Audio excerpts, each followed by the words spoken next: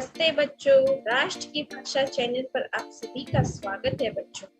तो आज की कक्षा में बच्चों हम वसंत भाग 3 से कक्षा 8 पाठ 2 पढ़ने जा रहे हैं। पाठ का नाम है लाख की चूड़ियां और इस पाठ को लिखा है कामता नाथ जी ने। तो लाख का नाम हम सबने सुना होगा। लाख की चूड़ियां बहुत ही प्रसिद्ध हैं। तो लाख से बहुत सारी चीजें बनती हैं। देखिए, चूड़ियां बनती हैं और भी सजावट के सामान बनते हैं। और लाख जो है इस तरह आलता बनाते हैं जो पैरों में लगाते हैं, उसमें भी डाला जाता है।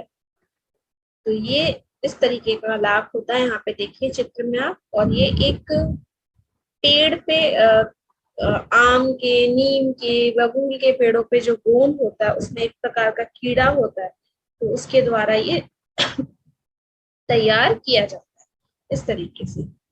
तो चलिए थोड़ा सा देख लेते हैं लाख की चूड़ियों के बारे में। तो लाख की इन चूड़ियों का महत्व खास तौर पर करवा चौथ, दीपावली तथा मांगलिक कार्यों में बहुत अधिक रहता है।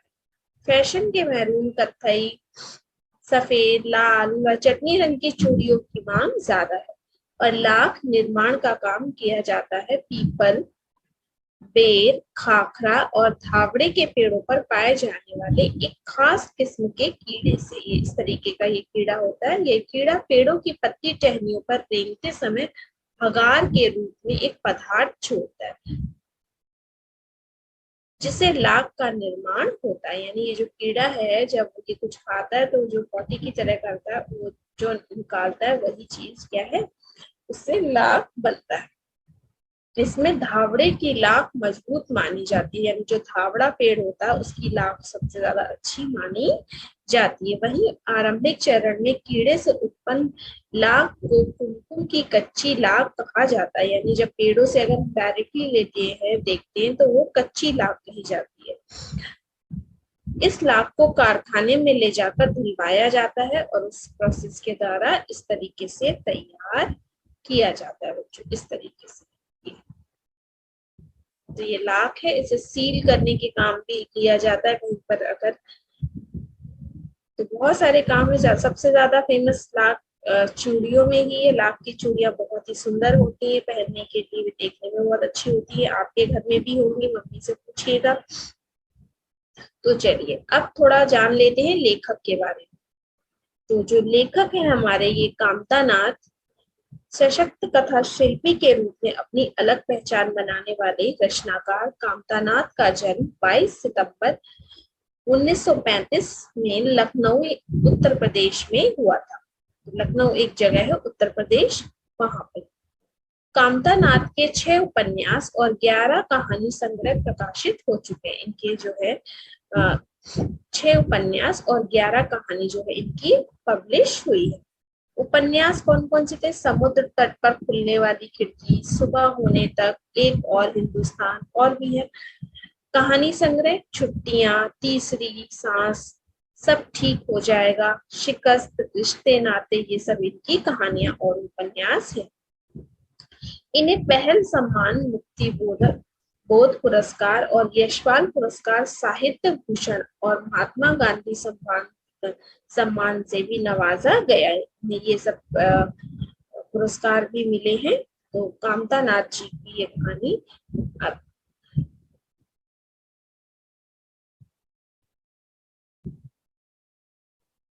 तो पाठ प्रवेश देख लेते हैं। इस पाठ में किस चीज के बारे में बताया गया है, क्या बताया गया है?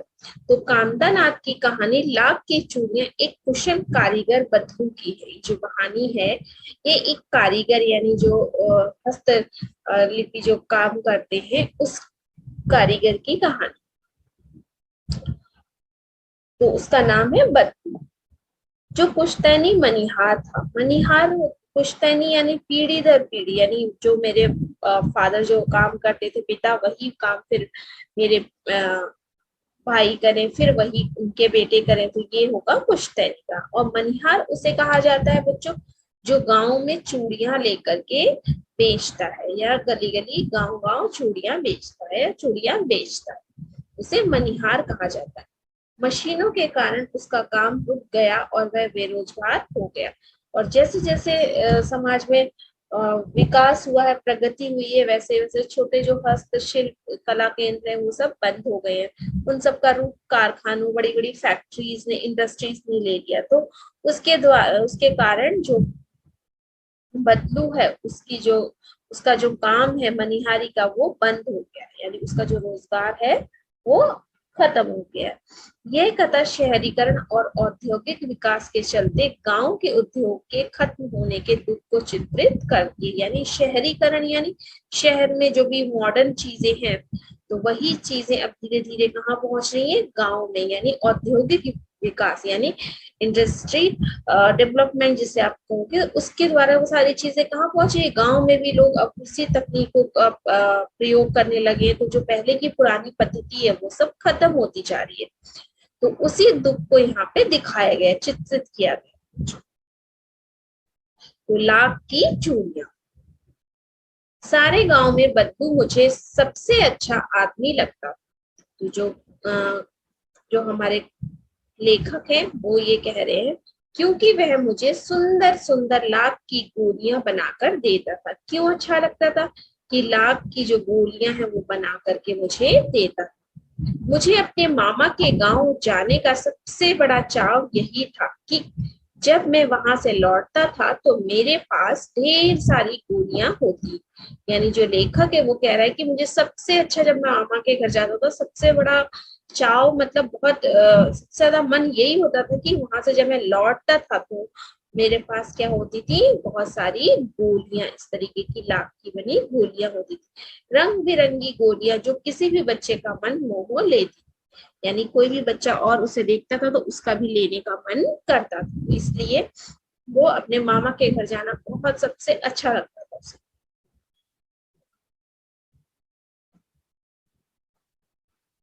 वैसे तो मेरे मामा के गांव का होने के कारण मुझे बदलू को बदलू मामा कहना चाहिए। यानी वो उसके मामा का गांव था।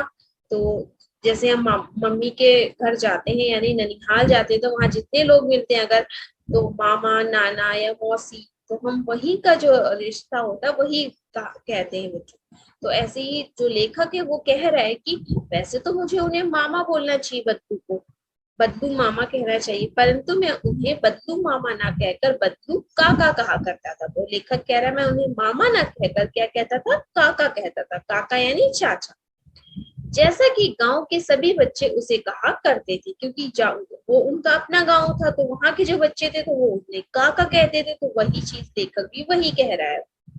बदलू का मकान कुछ ऊंचे पर बना था। मकान के सामने बड़ा सा सहन था जिसमें एक पुराना नीम का वृक्ष लगा था। यानी जो बदलू है उसका बड़ा सा एक मकान था, और उसके मकान के सामने एक बड़ा सा नीम का पेड़ लगा था। ऊंचे पे बना, यानी थोड़ी हाइट पे था उसका घर।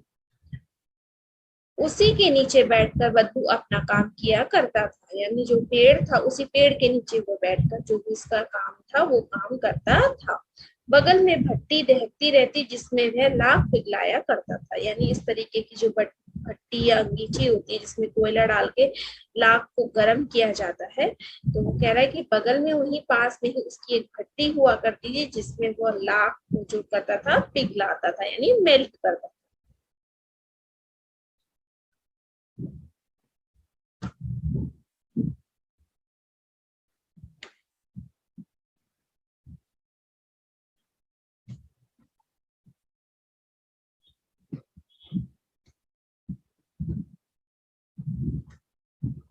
सामने एक लकड़ी की चौखट पड़ी रहती जिस पर लाख के मुलायम होने पर उसे सलाख के समान पतला करके चूड़ी का आकार देता। जब वो लाख जो है मेल्ट हो जाता, बच्चों पिघल जाता था, तो एक सलाख यानी इस तरीके का लोहे का रॉड रहता है, उसे बोलते हैं सलाख। तो सलाख पे के ऊपर वो क्या करता था, उस जो लाख है उसको क्या कर देता था, फैला देता। चौखट यानी इस तरीके की जो चौकोर होती है, जैसे घर के हमारे दरवाजे के चारों ओर क्या लगी होती, चौखट होती है, उसी पे दरवाजा टिका होता है हमारा।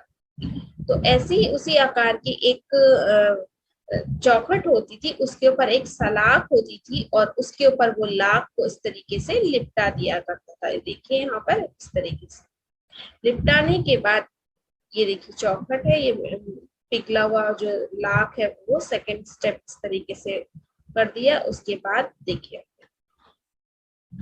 पास में 4-6 विभिन्न आकार के बेलनुमा मुंगेरिया रहती थी, जो आगे से कुछ पतली और पीछे से कुछ मोटी होती थी। यानी कुछ लकड़ी की बनी हुई मुंगेरिया होती है इस तरीके की, जो आगे से चपटी और पीछे से पतली होती थी। लाख की चूड़ी का आकार देकर उन्हें मुंगेरियों पर चढ़ा देना, गोल चिकना बनाना, तब तक एक एक कर पूरे हाथ की चूड़ियां बना चुकने के पश्चात वह उन पर रंग करता था। यानी बदलू ये कार्य सदा एक ही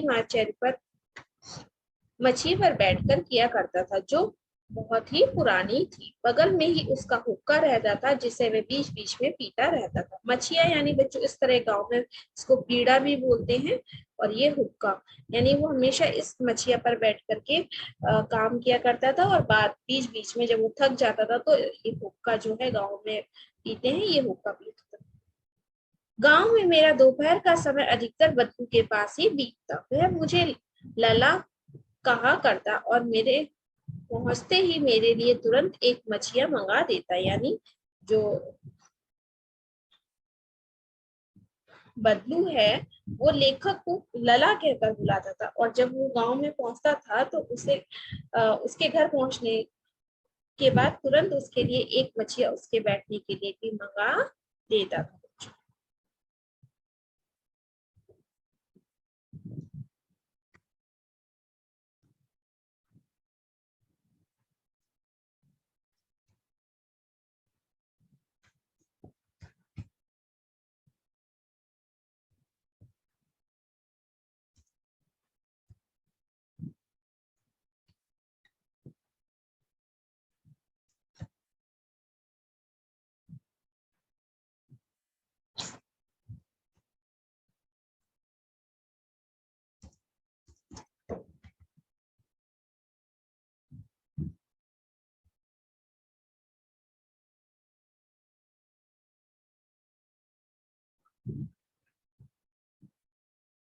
मैं घंटों बैठे बैठे उसे इस प्रकार चूड़ियां बनाते देखते रहता था। लगभग रोज वही 4-6 जोड़े चूड़ियां बनाता था। यानी लेखक उसके पास मछली पर बैठ जाता था या और रोज वो उसे इसी तरह देखता रहता था। रोज आ, वो 4-6 यानी 4 या 6 जोड़े चूड़ियां बना देता था। यानी 4 पेयर या 6 पेयर। पूरा जोड़ा बना लेने पर वह उसे बेलन पर चढ़ाकर कुछ क्षण चुपचाप देखता रहता, मानो वह बेलन न होकर किसी नव वधु की कलाई को। यानी बनाने के बाद इस तरीके के उस पे लगा देता था और उसे देखता रहता था। ऐसा लगता था जैसे किसी नव वधु यानी न्यूली मैरिड जो ब्राइड होती है उसकी कलाई यानी वेस्ट जिसे आप कहते हैं, तो इस तरीके से वह देखता था।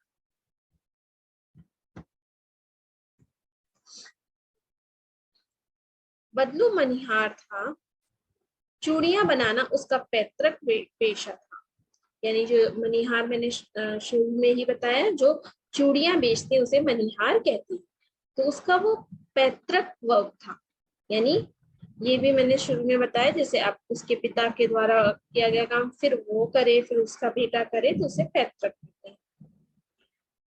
और वास्तव में वह बहुत ही सुंदर चूड़ियां बनाता था। उसकी बनाई हुई चूड़ियों की खपत भी बहुत थी। यानी वो बहुत अच्छी चूड़ियां बनाता था। खपत यानी डिमांड।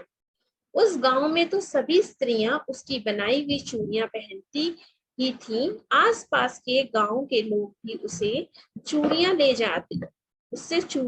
जाते थे, परंतु वह कभी भी चूड़ियों को पैसे से बेचता ना था। यानी आसपास के लोग भी उससे आकर चूड़ियां लेकर जाते थे, लेकिन जो चूड़ियां थी वो पैसों से नहीं बेचता। उसका भी एक वस्तु विनिमय का तरीका था। यानी वस्तु विनिमय यानी उसका एक सिस्टम था। अपनी जो चूड़ियां है बेचने का उसका एक नियम था कि एक तरीका था कि और लोग अनाज के बदले उससे चूड़ियां ले जाते थे, यानी जो वो चूड़ियां देता था उसके बदले क्या लेता था, अनाज देता था, यानी गांव में ग्रेन से। ये गांव में ये प्रक्रिया अभी भी है बच्चों, बहुत सारी चीजें जो है अभी भी हम अनाज दे करके वो ले सकते हैं। बदलू स्वभाव से बहुत सीधा था, मैंने कभी भी उसे किसी से झगड़ते नहीं देखा। हाँ, शादी विवाह के अवसर पर अवश्य जिद पकड़ जाता था, यानी लेखक कह रहा है कि बदलू बहुत ही सीधा था, उसने कभी उसको नहीं देखा कि वो किसी से लड़ाई करे, लेकिन विवाह या शादी के अवसरों पर अवश्य जिद पकड़ जाता। जीवन भर चाहे उसे मुफ्त चूड़ियां ले जाए विवाह के अवसर, परंतु विवाह के अवसर पर वह सारी कसर निकाल लेता था, यानी विवाह के समय अगर किसी के घर में शादी है तो पहले क्या होता था कि चूड़ी बेचने वाले जो होते हैं वो मनिहार घर में आकर के चूड़ियां पहनाकर जाते थे, और घर में जितने परिवार में मेंबर होते थे, स्त्रियां होती थी, सबको चूड़ियां पहनाई जाती थी बच्चों। अगर आपको ये वीडियो अच्छी लगी तो मेरे चैनल को लाइक कीजिए, सब्सक्राइब कीजिए और अपने दोस्तों के साथ शेयर कीजिए। धन्यवाद।